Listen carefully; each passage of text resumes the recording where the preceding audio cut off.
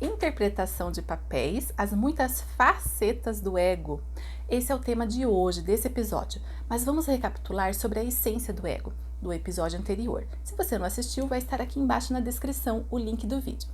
Então, já vimos anteriormente que o ego tem inúmeras e constantes necessidades. Necessidade de bens, de poder, de superioridade e gratificação física e psicológica.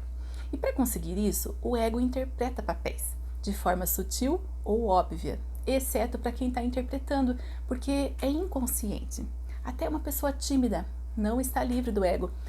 Nesse caso, o ego é ambivalente, tanto ele quer atenção quanto ele tem medo de ter a atenção e correr o risco de ser desaprovado. Então guarda essa frase: se você está se sentindo superior ou inferior a alguém, é o seu ego que está em ação. Vamos comigo entender essa coisa de interpretar papéis? Enquanto roda a vinheta, se inscreve, ativa o sininho para você acompanhar o conteúdo do canal e dá um joinha.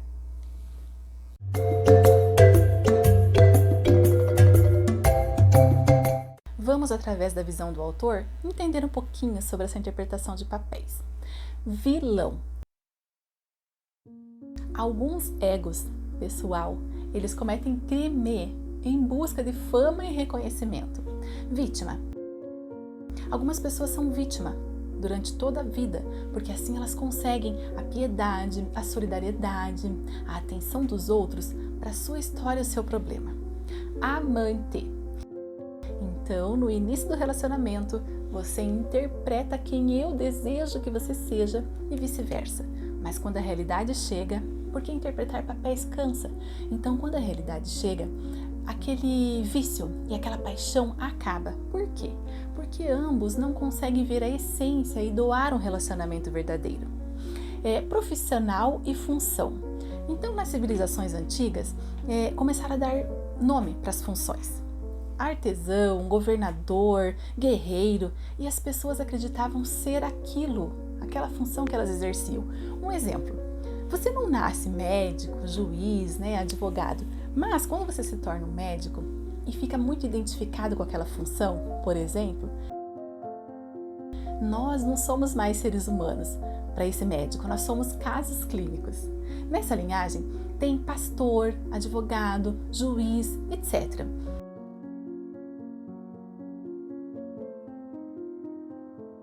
Que perdem a espontaneidade, a descontração da vida, porque eles, em todo lugar que eles vão, com quem eles estão, eles interpretam o papel dessa função, para eles mesmos e para as outras pessoas. Papéis temporários. Um exemplo: você entra numa loja para comprar um item. A pessoa que vê você entrando na loja considera você um cliente e você, ao vê-la vir ao seu encontro para te atender, considera essa pessoa como vendedora, não é? E se vocês se encontrarem em outro ambiente? Talvez você continue achando que ela é vendedora e ela continue achando que você é cliente, mas não é verdade. Isso foi temporário, Isso você está representando um papel. Por isso que os relacionamentos têm tanto conflito, porque nós estamos sempre representando papéis. Paternidade e maternidade.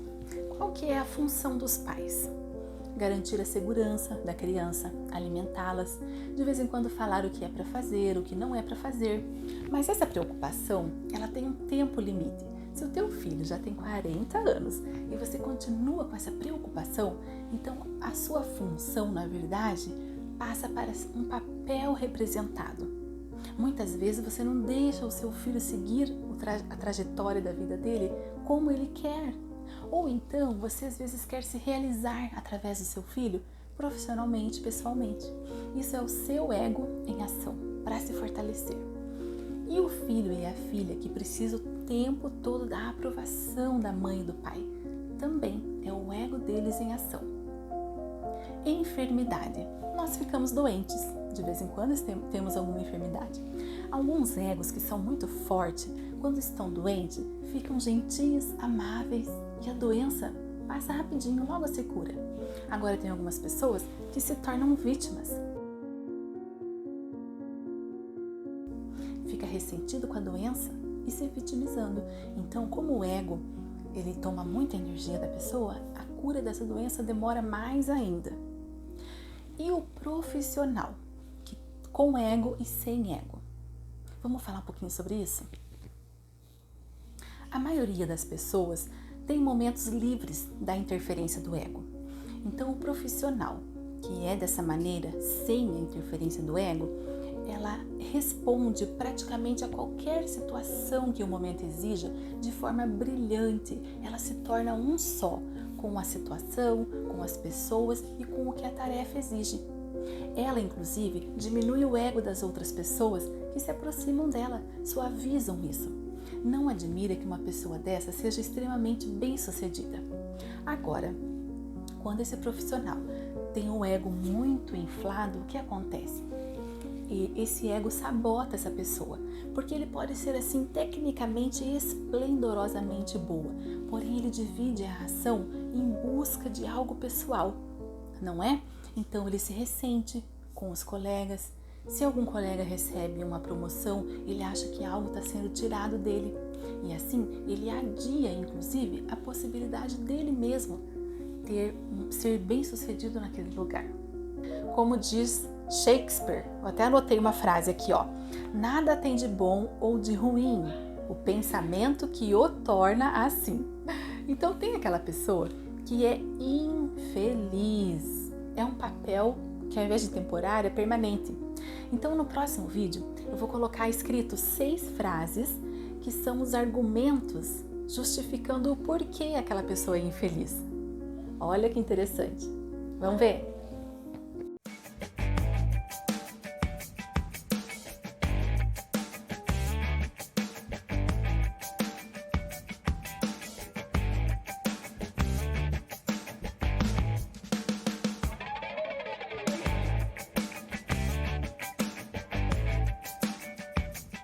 Tem gente que é tão infeliz que não consegue conviver consigo mesmo. Então parte para associações, para coletividades de clubes, para tentar lutar por uma causa e assim dissolver o próprio ego.